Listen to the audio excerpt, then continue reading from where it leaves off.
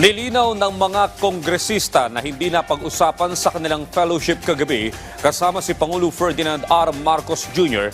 ang issue ng impeachment complaints laban kay Vice President Sara Duterte. Sa halip, isang manifesto ang inihandog ng mga mambabatas sa Pangulo. Yan ang ulat ni Mela Lesmoras.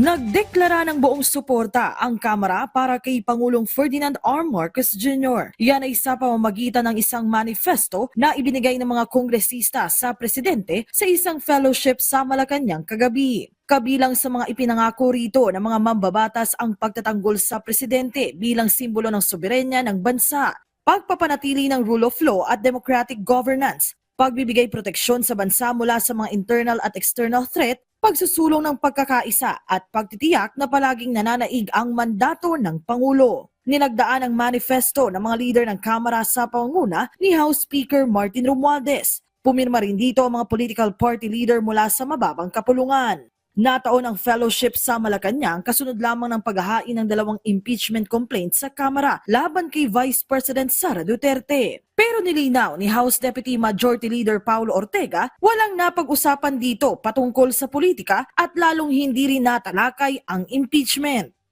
Basically, dinner, saka present po yung resolution, konting kwentuhan, then about an hour, tapos kanya-kanyang uwi na po.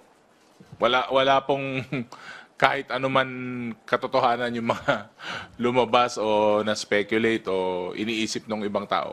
Sa isang panayam, kinumpirma rin ni House Secretary General Reginald Velasco na simpleng pagtitipon lamang ang nangyari sa Malacanang. Greetings lang. Merry Christmas. Grinit din ni Presidente na maligayang bati, maligayang Pasko.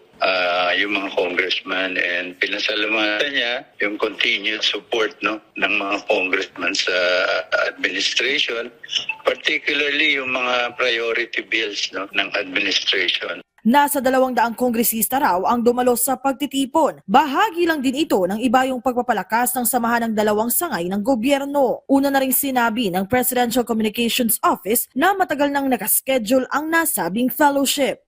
Mela Lesmoras para sa Pambansang TV sa Bagong Pilipinas.